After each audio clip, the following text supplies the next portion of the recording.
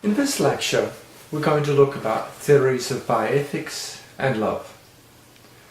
Since the 1970s, there's been a number of theories expounded which claim to guide decision-making for bioethical dilemmas we face. In this chapter 3 of Bioethics' Love of Life, I will review the theories of bioethics which exclude specific mention of love first, and then in the next section summarize those which have included love. Following that, we are faced with the question why love has been neglected by most modern writers of bioethics, although love has been widely discussed in ethics across cultures, as we've seen in chapter 2 and the lecture we have had on that.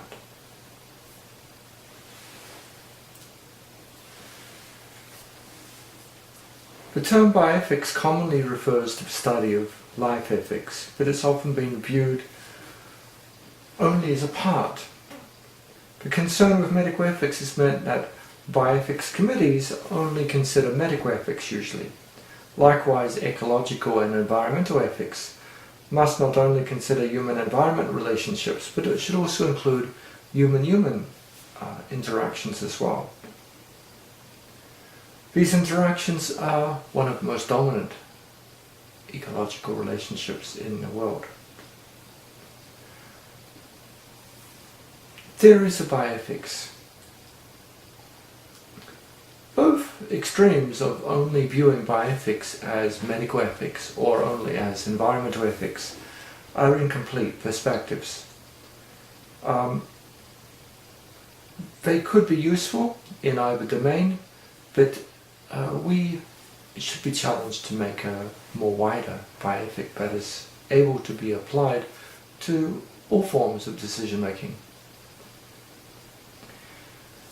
There's no one doctrine that is bioethics, neither is bioethics a campaign, rather it's more a systematic process of reflection and discussion in the tradition of Socrates and Socratic dialogue rather than a dogmatic system of beliefs.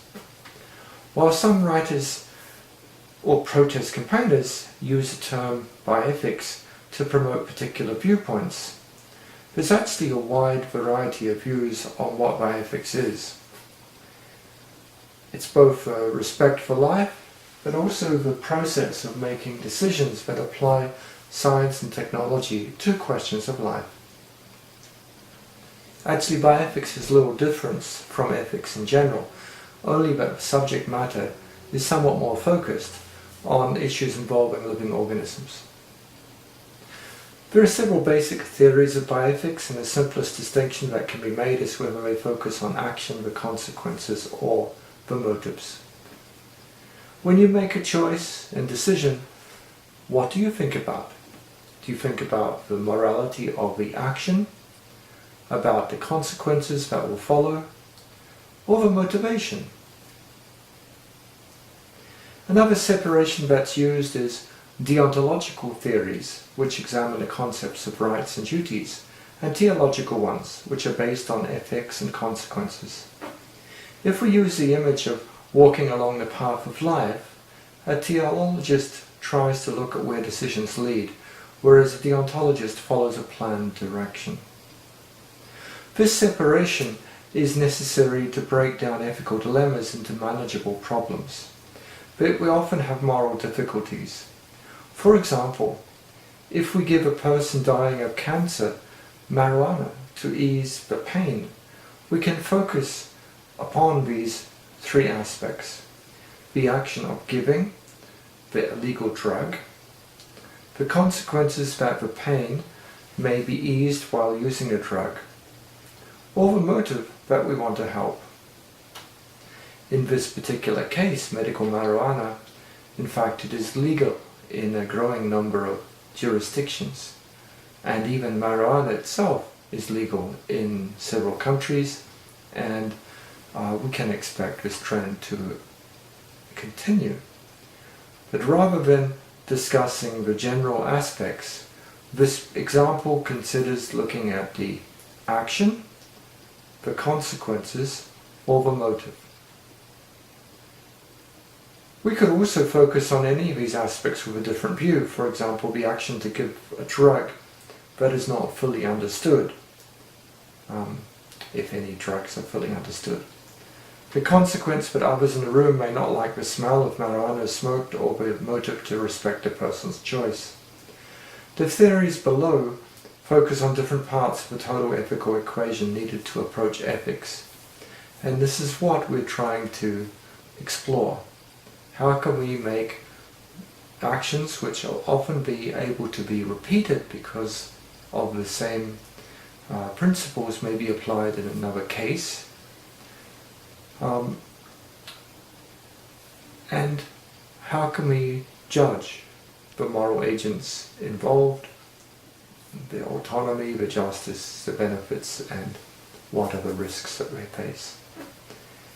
Many other ethical principles that we will explore. Aristotle in Nicomachean Ethics wrote that morality is the pursuit of a final good or supreme good. If we accept this, we still have a question: what is the final good? The final good is often distinguished as happiness, which leads us to one of the main theological theories, utilitarianism. Utilitarianism looks at the consequences of an action and is based on the work of Jeremy Bentham and John Stuart Mill. They actually could have been rediscovering what Mao Tzu had taught in China in 6th century BC and others around the world. The principle of utility asserts that we ought always to produce the maximum balance of happiness and pleasure over pain, or good over evil, or positive value over disvalue. Initially they focused on the value of happiness. However, recently other intrinsic values including friendship, knowledge, health, beauty, autonomy, achievement and success, understanding and enjoyment, and deep personal relationships have been included, as explored in the work of Beecham and Childress in their book Principles of Biomedical Ethics. Utilitarianism may appear cold and calculating, but it has been said by many, including its founders, to be an expression of brotherly love. Utilitarianism is inherently coherent, simple and comprehensive, and can provide moral choices for facing dilemmas. We can also argue for happiness of potential people, thus applying it to the questions of human reproduction. However, there's probably no pure consequentialists. If there is little difference in the consequences, most people would consider it wrong to break a promise, and would decide based on the commitment. All societies accept some form of property rights. Okay. And most do not accept stealing from the rich to give to the poor, even though this would help more people. However, many societies accept differential tax scales, taxing the high-income earners increasingly more. Moral theories which focus on the act consider moral rules. There are different types of rules. Instrumental rules are those that prescribe an action believed to contribute to the attainment of a goal. For example, make sure you wash your vegetables well before eating them, so you do not get sick. When it comes to a restaurant, however, the restaurant has to follow some instrumental rules prescribed by the authorities. For example, the toilet should not be in the kitchen. The problem is to decide which rules should be followed, and some rules do not really bring benefit to anyone. And in some societies, the rules overtake the ethics and ethos of why they were actually set up in the first place, which was ethical principles. A rule utilitarian may use moral rules as authoritative instrument to guide rules, so the morally right action is conformity to a system of rules, and the criteria of the rightness of a rule is the production of as much general happiness as possible. For example, one moral rule often used in medical research is that experiments on individual patients are justified only when patients themselves stand to benefit, and not when the benefits go solely to third parties or even to the entire human race.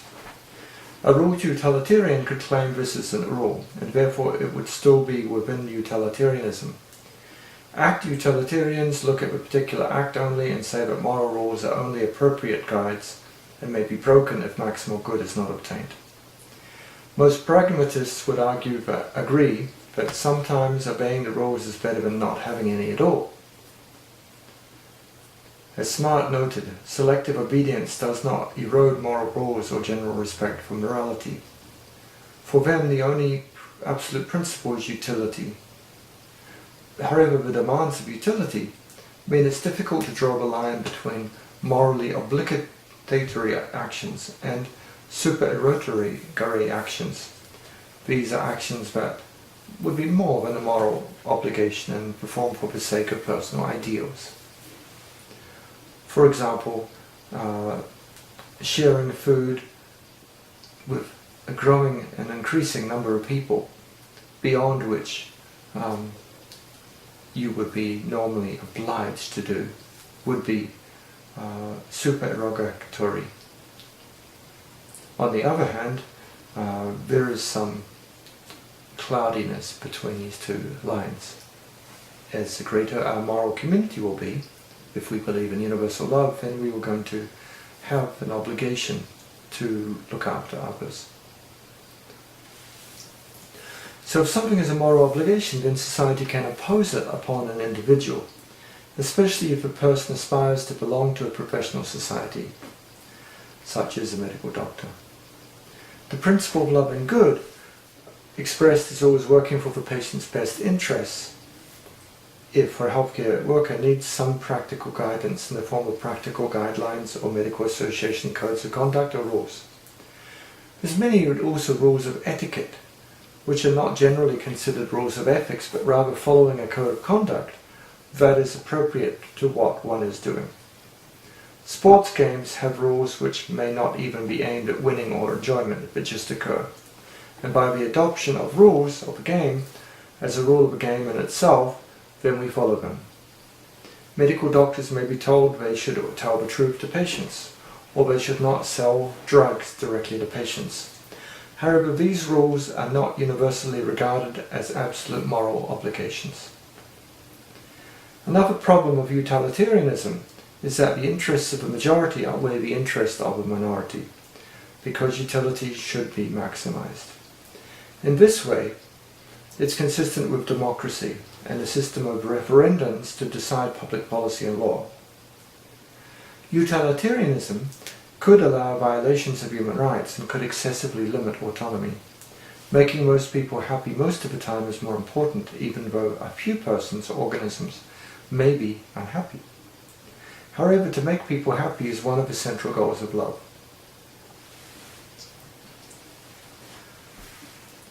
Let's look at motives. Most people appreciate good motives over bad ones, although the consequences may be the same. Aristotle and Thomas Aquinas considered both the ends sought and the means of attaining them with reference to the nature of human agents.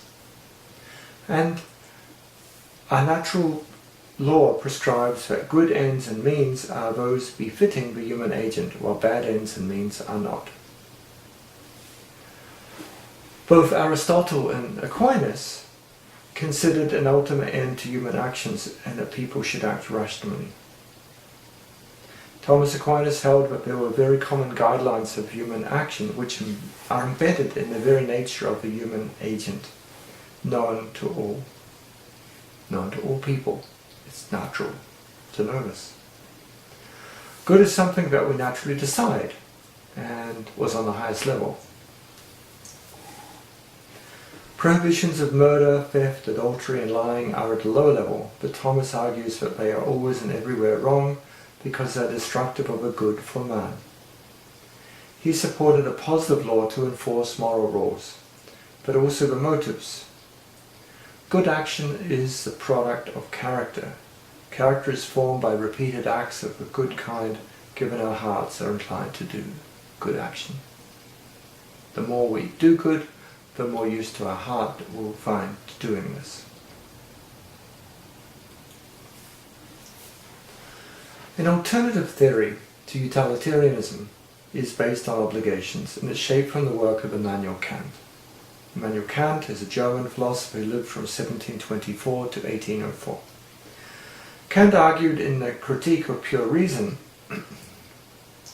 that morality is grounded in pure reason, not in tradition, not in intuition, or conscience, or emotion, or attitudes such as sympathy, but reason. We can see this following in the tradition of Francis Bacon, where in Of Love he wrote, "It is impossible to love and be wise." Kant regarded human beings as creatures with rational powers to resist desire, the freedom to resist desire, and the capacity to act by rational considerations. He said we must act for the sake of obligation and made categorical imperatives. One being, I ought never to act except in such a way that I can also will that my maxim become a universal law. In general, Kant has a problem with conflicting obligations, for example, between two promises, if both are absolute.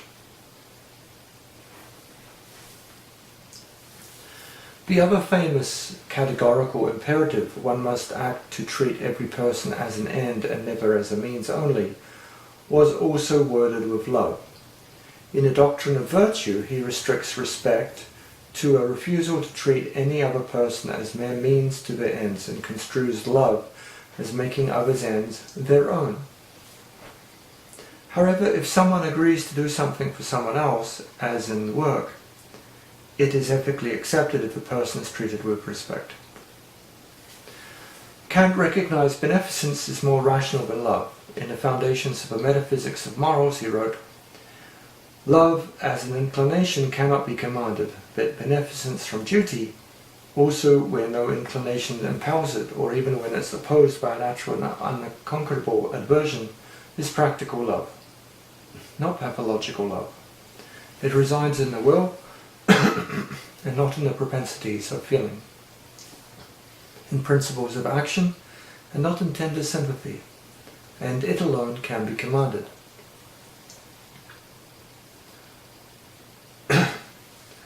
So Kant really focused on reason.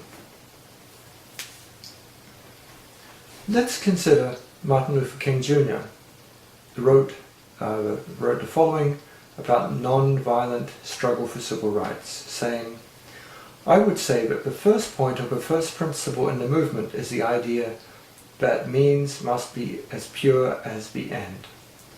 The movement is based on philosophy that ends and means must cohere." So he argued that their movement would break any ideological system that would argue that the ends justifies the means. This is a reason for the policy of non-violent injury. So non-violence, or hisma, meant protesters could not fight back. This is the same policy, in fact, the same world view, the principle of protest that was used so effectively by Gandhi in India. The rule-based approach lies in the tradition of Thomistic natural law ethics, which says that the practical moral judgment consists in the application of general moral standards to particular circumstances and situations. Prudence is the kind of practical wisdom that directs a choice of means to ends. It's necessary to apply the rules or principles to a particular case. The appropriate rules and principles need to be applied. These can be also called prudence. And this in itself is also an intellectual virtue, and it relies on good moral character, or judgment at least. If we try then to extend obligations and duties and reverse the moral focus, we could say that something or someone has a moral right. If I have a right to freedom of speech, then the society has an obligation to let me speak. Rights protect people against moral abuse and are very commonly used in ethics, especially in Western countries, but all around the world. The Universal Declaration on Human Rights is applied all around the world. Although the Declaration is also adopted in civil and political covenants on civil rights and another covenant on social and economic rights, there's been objection to the language of rights by some countries. Some countries have said they do not adopt a full political democracy, they do not adopt full individual human rights. And I think one of the issues here has been the close attachment of the human rights movement to the concept of individual liberty, because it has its moral origins with thinkers like Thomas Hobbes as liberal individualism. This still leaves conflicts between individual and community which need to be resolved. The language of rights is often expressed as legal rules. Some rights are judged to be absolute, like freedom of religious belief. The freedom of personal belief is supported in the Judeo-Christian Islamic tradition as well as in Buddhism, Confucianism and Hinduism. Other rights are not absolute in all cases. Even the right to life may be broken when another's life is in danger. And in some countries, capital punishment means the right to life is broken as a punishment to some crime. The various rights of moral agents involved in a dilemma and its consequences need to be balanced, as do the sets of prima facie principles that are used. There are positive and negative rights also used in medical ethics. The right to healthcare is a positive right. It's grounded in a claim of justice. The right to forego a recommended procedure, such as a surgery which is not wanted, is a negative right, grounded in the principle of respect for autonomy. In the US Supreme Court, a decision in Roe v. Wade in 1973, it ruled that a woman's right to privacy gives her a right to have an abortion prior to fetal viability, even if her life is not threatened. So this was based on a negative right to limit social interference. However, it did not convey a positive right that the governments have an obligation to fund such abortions. However, we're still left to answer whether governments should fund abortions and what is ethically correct. An outsider's observation of the abortion debates in the United States of America suggests that the language of rights has led to very strong conflicts, and some people claim the right to life, others claim a right to choice. It can also be criticized that why we have a right to life for an unborn fetus, and then a capital punishment is conducted in many states where a human being, an adult, is executed. So why is there a justification for the right to life being lost? Despite this dilemma, and we can see that rights have increased the quality of life of minority groups of people, and we can see this in many parts of the world.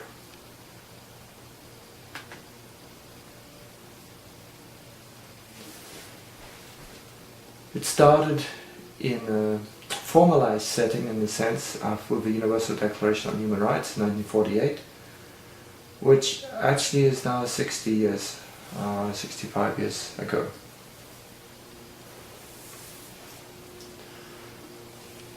Bertrand Russell considered the question of whether ethical knowledge actually exists.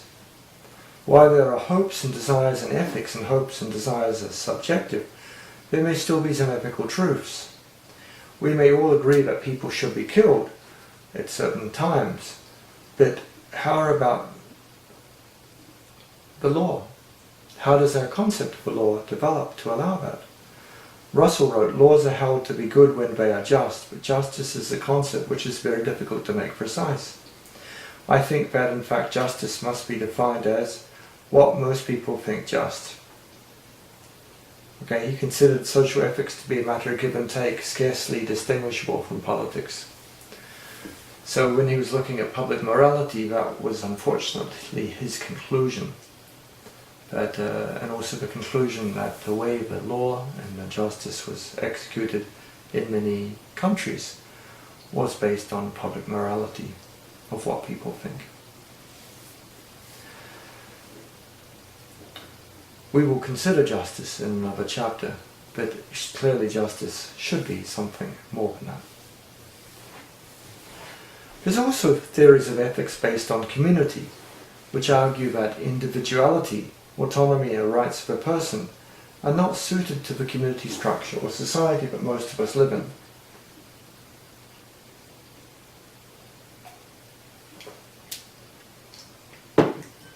Communitarians argue that societies need some commitment to general welfare and common purpose, and this protects members against abuses of individualism, which could be equated with the selfish pursuit of liberty. The question is what community we talk of: the individual family, the village, the state, the country or region, or global community. The family also has a range of definitions, but Haviland defined it as a group composed of a woman and her dependent children, with at least one adult male, joined through marriage or blood relationship. However, there are also some families that don't have two adults, and some where the two adults are the same gender. So we have to think about communitarian ethics and family ethics in terms of a rather loose definition of family, but at least having some adult with a child and a relationship between them, helping nurture the child in the development of immoral ethics. Likewise, the child may help nurture the development of moral ethics in the adult. The unit of autonomy, then, is no longer simply just the individual, but the community, this family or the community together. There are many supporters of communitarianism, including Aristotle, David Hume, Hegel, Alistair MacIntyre. They have a variety of extremes. MacIntyre argues that Aristotle considered that local community practices and their corresponding virtues should have primacy over ethical theory and normative decision-making. These practices include parenting, teaching, governing, and healing. They would support the European approach to presumed consent in organ donation, rather than the individual libertarian view that everyone should specifically give consent for the organs to be used. Both individual and community need to be considered in ethics. Above, I explained we could look at the actions, consequences, and motives of a decision in ethical theory. We can ask whether there are some kinds of actions which are intrinsically good or bad. Can we look at the moral quality of actions in this way? We could say that causing harm is an action which is morally bad. But sometimes we may only know this after seeing the consequences. However, to kill is morally wrong action, given no other circumstances. The same as breaking a promise is intrinsically bad. This can be reasoned for an action which on balance won't be morally right, despite the action being contrary to some ethical principle. And this will give rise to further discussion of situationism and other ethical theories in the next chapter. This also leads us to the question of whether ethics is relative or universal. What do you think? Are your ethics the same as mine? Are your ethics the same as your parents? The same as the people in your country? People in different countries? This is one of the fundamental debates, whether ethics is universal or relative. There are two types of relativism: cultural relativism and ethical relativism. Cultural relativism is the view that ethical judgments supported by different individuals or cultural groups are sometimes different and conflicting in a very fundamental way. Ethical relativism is the view that cultural relativism is true and the conflicting ethical judgments may be equally correct. Ethical relativism can also exist within one culture and between two individuals. So relativism is then quite interesting. How can two ethical judgments be correct when they are different conclusions? Let's think about it. Beecham and Childress, in the Principles of Biomedical Ethics, outline a most widely accepted theory of biomedical ethics, and one which is most often seen in textbooks. They defend the four principles approach based on beneficence, non-maleficence, autonomy, and justice. The same two principles are used above, and they write, both the set of principles and the content ascribed to the principles are based on our attempts to put the common morality as a whole into a coherent practice and package. Instead of restricting themselves to a particular premise or principles, so categorical imperatives, they are pluralistic. They include rules, rights, and virtues. But they argue that principles provide the most abstract and comprehensive of norms. The principles are derived from common morality as opposed to reason or natural law, but they still have deep justifications in philosophy. The idea of common morality follows in the tradition of Rousseau and others who argued that a native moral sense is possessed by all persons, and this is more important than the complicated systems of philosophers. William Franken extended the postulate of Hume that the two major principles of ethics are beneficence and justice. By beneficence, he writes that we should maximize good over evil, and justice guides the distribution of good and evil. Okay, so we have beneficence and justice. Beecham and Childress say that the author who had the greatest influence on their theory is W.D. Ross, who listed obligations of self-improvement, justice, beneficence, and non-maleficence. The principles are prima facie binding, meaning that they are not absolute nor hierarchical, or just rules of thumb. The normative principles, where balancing should be performed. As Gillen says, these principles may not give us the answer to a particular moral problem, but they do give us a widely acceptable basis for trying to work out some answers more rigorously. Personal autonomy is limited by respect for the autonomy of other individuals in the society.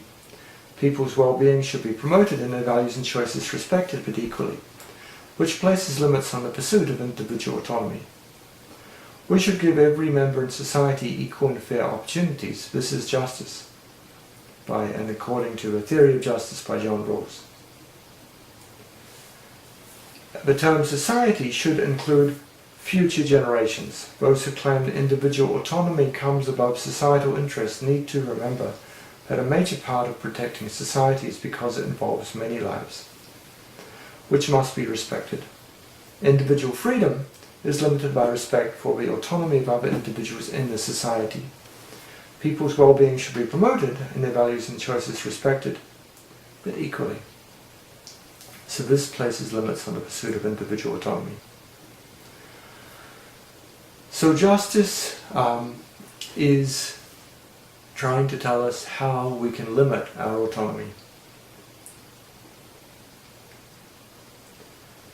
At the same time, it also allows us to argue why our autonomy should not be inhibited. Positive rights, negative rights. We have a right, we have liberty, we have freedom, and this is according to justice. So justice is also a positive activity, a positive ethic. So I would argue that all these principles derive from love. While it may still be useful to retain these principles, I'd like to emphasize that they're all expressions of the term love of life. In the final sentence of the Principles of Biomedical Ethics, Beecham and Childress admit the requirement. Almost all great ethical theories converge to the conclusion that the most important ingredient to a person's moral life is a developed character, and that provides the inner motivation and strength to do what is right and good. So that's a rather suitable point to let's look at move to consideration of theories of ethics and the role of love in these theories.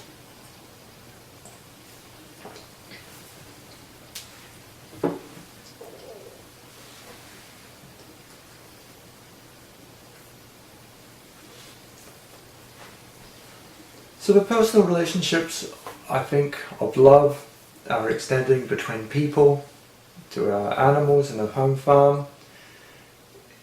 Maybe they are extending in ways that cannot be experienced in a factory farm. No doubt both partners in this relationship benefit. The same, I think, is true of most animal-human relationships, at least the ones that are ethical.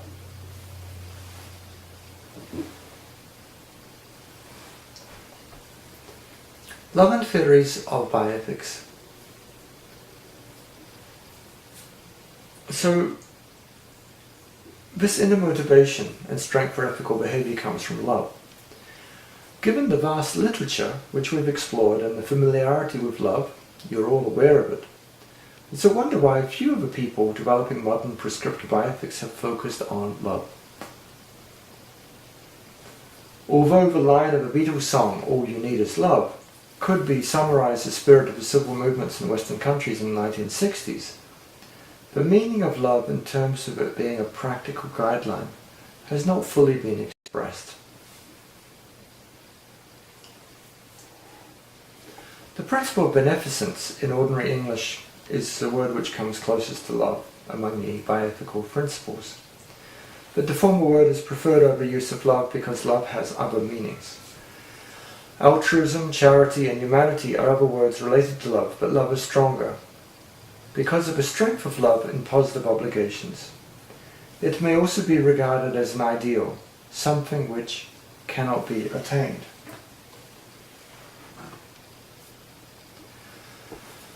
Some ethical theories are based on virtues or motives. A virtue is a trait or character that's socially valued, and a moral virtue of a trait that is morally valued. A moral virtue may be the disposition to act in accordance with moral principles, such as obligations or ideals.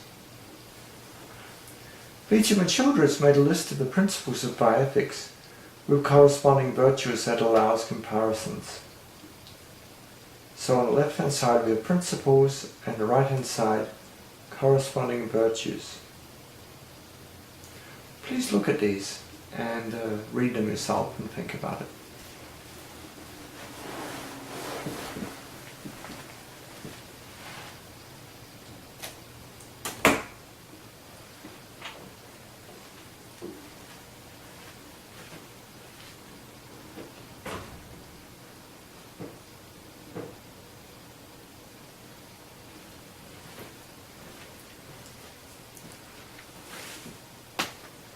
So on the left we have respect for autonomy, non-maleficence, beneficence, justice, rules, veracity, confidentiality, privacy, fidelity, ideals of action. We also have these corresponding virtues, and some of the virtues at the end: exceptional forgiveness, exceptional generosity, exceptional compassion, exceptional kindness, are actually virtues in themselves.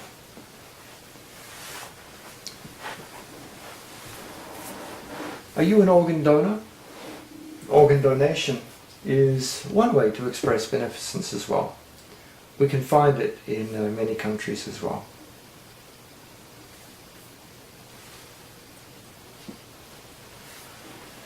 In this list, we see 4 focal virtues: compassion, discernment, trustworthiness, and integrity for healthcare workers. There is difficulty to make virtues obligatory, but moral virtues like concern, compassion, and caring are widely recognized as signs of any ethical person. Some other virtues have no. for example, integrity, cheerfulness, sincerity, and commitment. We can compare these to the 6th century BC virtues of Taoism, which were love, compassion, patience, meekness, tenderness, and unconditional generosity towards all living beings. A criticism of virtue theory is that when strangers meet, there may be little relationship between these two people, although we're meant to love our neighbour as ourselves.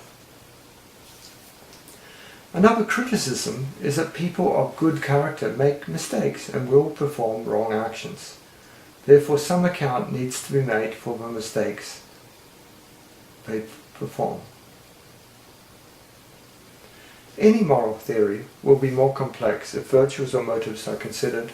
However, they're often more important than following strict rules in ordinary life. A virtuous person follows moral virtues. Joseph Fletcher, 1968, in the book Situationism, gave the following example of the virtues in situationalism. A loving but mistaken action is cause for regret. A loving but correct action is cause for joy. An unloving action, whether a correct or mistaken reading of a situation, is cause for remorse. Thus remorse follows a betrayal or cheating of loving concern, while regret follows a cognitive but not a moral failure. While always act with love is a universal formal ethical principle that we can see, it's on its own not substantive. It doesn't not say that love is not love, but it's not normative. It does not tell us how we are to do it, and it's not prescriptive. The footmark is left the situation and the decision maker. Agape is a virtue, and Fletcher said the imperative love combined with the indicative, the empirical data, determines the normative, the good thing to do.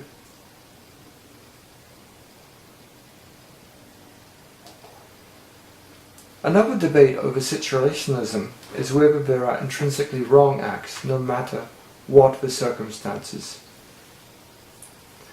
Situationalism would follow utilitarianism in arguing that there may not be any action which is absolutely wrong in all cases. Unlike the arguments of absolute moral human rights, which would say in no case an innocent person's human life should be taken. They have a right to life which is inviolable. The extension of the ideal of love, that's the foundation of the principle of do no harm, could also say that there's no exception allowed under which we can kill a human being. It's a matter of extension and application of the principle of love and respect. Paul Tillich, in 1954, distinguished four forms of love: epiphilia, desire, eros, the search for value, philia, friendship, and agape, the depth of love, which must all be present together, otherwise they would be distorted. For Tillich, agape was a special form of love since it comes from God, and it is God. He treated the failure of love as a sin of estrangement or separation. He proposed the principle of love in terms of the Greek agape as the ultimate principle of ethics, which maintains an ethical and unchangeable element, but makes its realization dependent on the continuous acts of a creative tuition.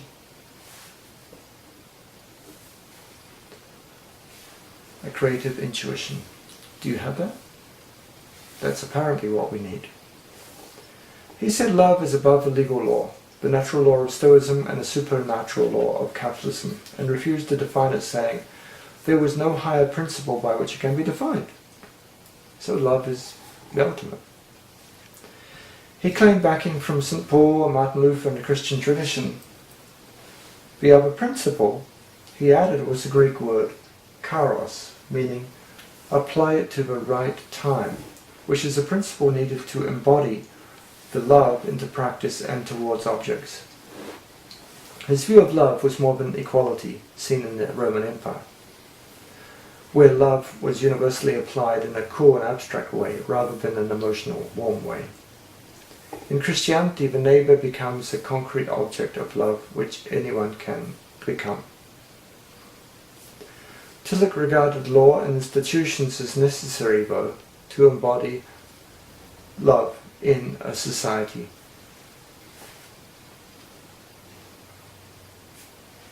Albert Schwarzenegger, with respect for life, could be said to have used the idea of love of life as a ground for respect of life, but he did not overtly use the term love, preferring respect for reverence. He argued for a reverence for all life. This approach makes no distinction between higher and lower forms of life, saying that we cannot judge other life forms in relation to ourselves. It makes a point that it is very difficult for us to understand or judge the importance of other living organisms in a natural order. The only reason for harming life he sees is necessity. However, what is necessary can vary widely between cultures. One of the alternative theories of bioethics is termed ethics of care. Caring refers to emotional commitment to and willingness to act on behalf of persons with whom one has had a significant relationship. This ethic was recently revised in the feminist writings, where it was argued that women predominantly display an ethic of care in contrast to men who predominantly exhibit an ethic of rights and obligations. Bayer specifically thought of an ethic of love and trust, including human bonding and friendship, which is often involved in relationships of parents and children, friends, and physicians and patients. People often want to do something for others, not because of their relationship, especially, but also because of this combination of relationship, love, what has happened in the past, not specifically an obligation, an emotion, not specifically rational ethic decision making, and because of their decision tree, which we're trying to help understand.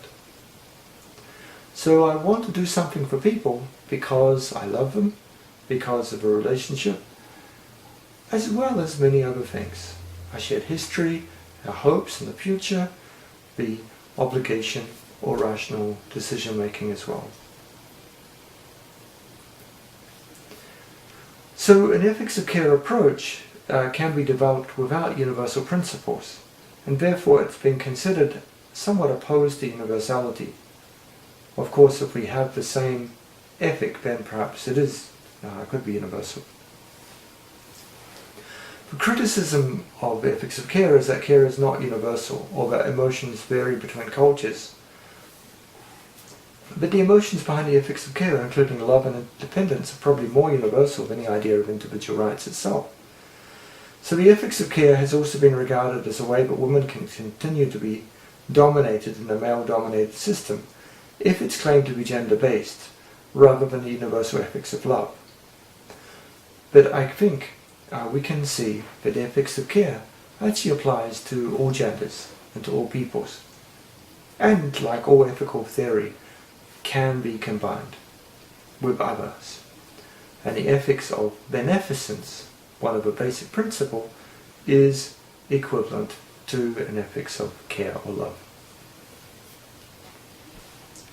Of course, if we care, we will also not do harm. We will care about the consequences of what we do. Let's go back to some philosophy about love. Well, Teilhard de Chardin considered love as the highest form of human energy. Love was mutually independent to intellectual energy. He said, "A searching mind reveals what is lovable, or a loving mind is drawn on to search more." Okay? So, we are finding more about love by searching, but a loving mind wants to search more. Teilhardian love was hopeful, moderating and controlling of fear, and he asked how love can and should operate responsibly. He considered four fundamental aspects of love: attraction, affinity, sympathy, and synthesizing energy. Attraction meant the drawing of elements of a world together among themselves, fire, water, air, etc. Affinity was a stronger term, and he used that for humans, as he also used the term sympathy.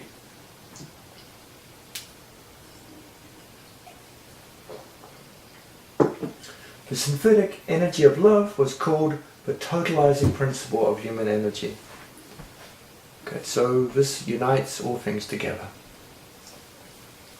Joseph Fletcher, in Situation Ethics, said love was a premier principle, and we should use case-based decision-making to solve problems, but always acting in love. There was a strong reaction to that book, and the ideas, especially among those in Christian ethics. It was called A New Morality in Time magazine, a book on ethics on the cover of Time magazine. So it made quite an impact. And also an attempt to democratize theology, making theological ethics understandable to all. He did not claim to be building a system of ethics, but rather a method of situational or contextual decision-making.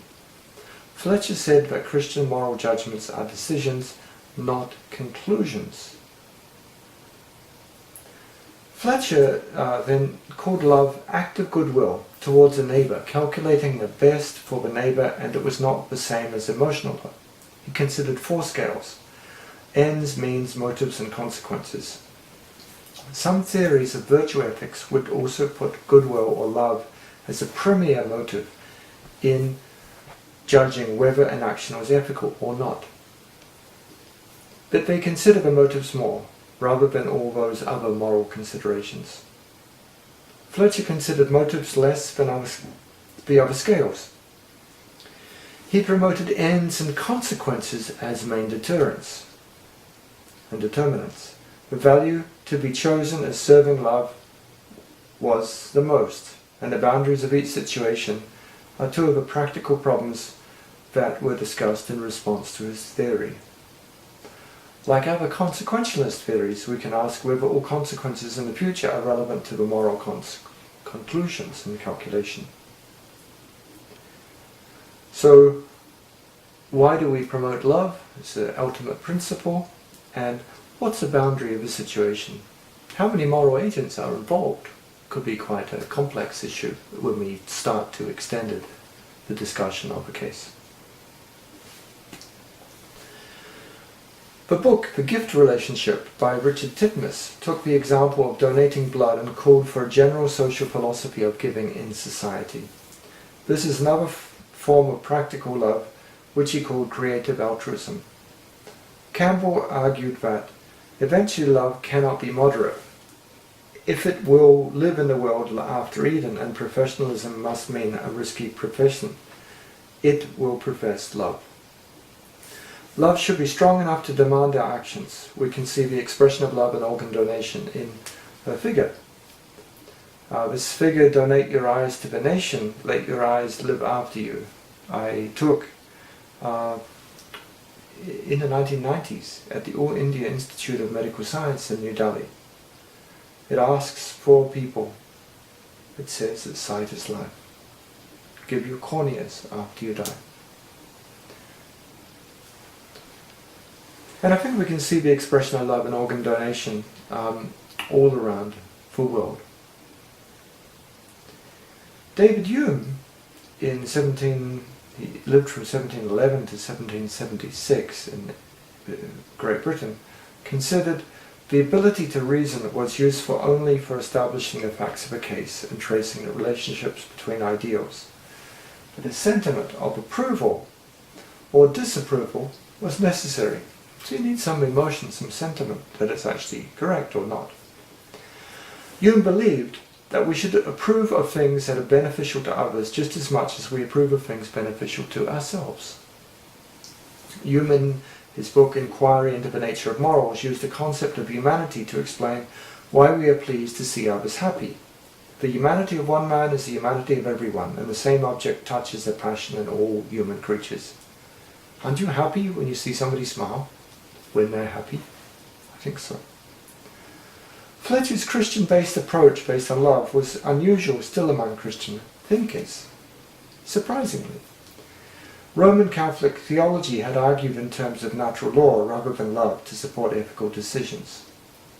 Joseph Fletcher, in an earlier book, Morals and Medicine, 1954, used the arguments of rights, a stand which he moved from in Situation Ethics in 1966. Fletcher divided decision-making into three basic approaches, and we can see these in different countries of the world, and different policies. 1. Antinomians who reject rules as well as general principles of morality. 2. Legalists who think that some moral rules are absolute and inviolable no matter what the circumstances. And 3. Situationalists who lie between, rejecting absolute moral rules but finding general moral principles to be helpful. Do you know people who are like this? I'm sure you do. Which is the approach that you think you'd follow? What do you use? If we use this analysis, philosophers can be placed into different categories as well. For example, Immanuel Kant said, treat people as ends and never as means, which would say a moral wrong is defined as treating persons as means or using persons. However, many would place Kant as a legalist, allowing no exceptions, for example, in the case of telling a lie to save a life.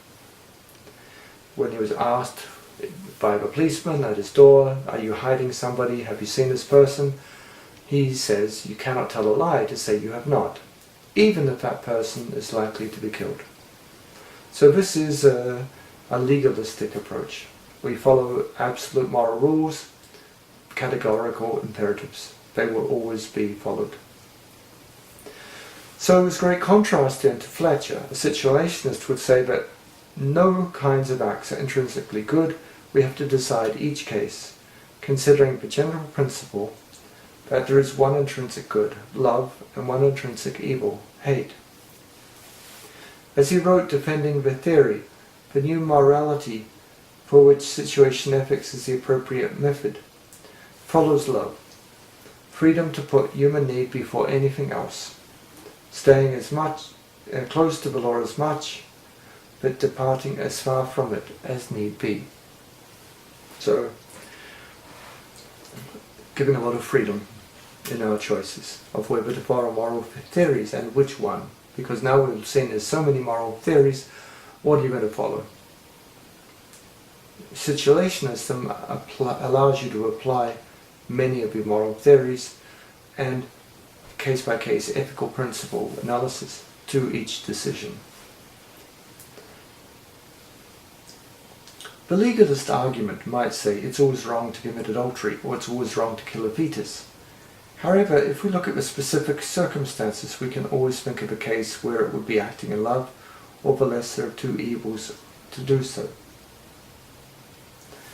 Fletcher said that the main thrust of situation ethics was a criticism of the legalism of some Christians who, quote, hang on to certain internally invariable rules of conduct as absolutely valid and universally obliging regardless of the situation.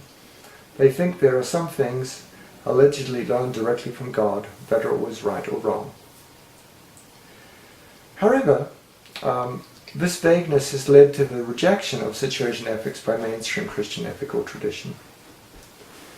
Roman Catholic ethics has developed the principle of double effect to say that if the primary act is to save life, and the secondary consequences is breaking one of the prohibitions, it's allowable. Okay. Is to say that, for example, abortion may be possible if it's saving the life of the mother. And if we consider an exception to the statement, if it is always wrong to do something, then it means that our morals have to follow certain rules and laws. But the advantage of situation ethics is we can then apply these principles to make a consistent approach, much more consistent than an antinomian approach, which has no moral rules and also rejects the laws.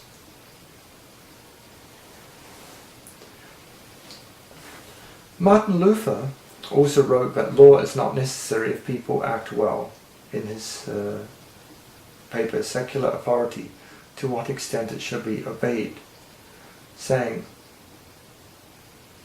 if all the world were composed of Christians, that is, true believers, no prince, king, sword or law would be needed. Of course you could write this about any religion and say if people were following the ultimate virtues of any religion, everyone would be equal. The problem is, how do we know all the principles in which to act? John Robinson wrote that such ethical situationism cannot but rely in deep humility upon guiding rules, upon the cumulative experience of one's own and other people's obedience. It is in this bank of experience we get the meaning to the working rules of what is life, what is right, what is love.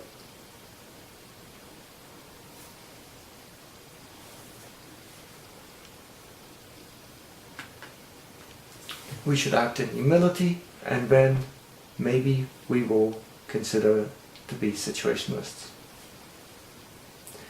Karl Barth wrote about absolutely wrong actions allows for the ultimate ratio, the ultimate outside chance that love in a particular situation might override the absolute, for example in abortion. So this allows a way for some case study while keeping some sort of balance between ethical principles and different ethical theories. Let's start with Paul Tillich now.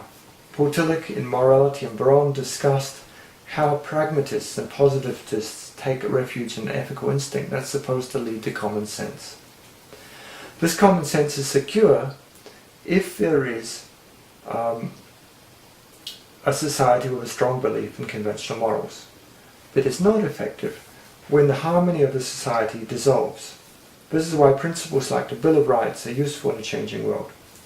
At the same time, Tillich wrote, love alone can transform itself according to the concrete demands of every individual and social situation, without losing its ethnicity in place of changing the world. He also concluded, no system of ethics can ever become an actual power without laws and institutions. So we need some laws and institutions to express public morality and to stop the excesses of libertarian action that doesn't consider harm done to other people. So some conclusion may be that we need some love and some law. So we're on page 42. We're going to break and continue in the next lecture with this chapter. I'd like you to think about some of the writers that you've read yourself. How did they think about ethics?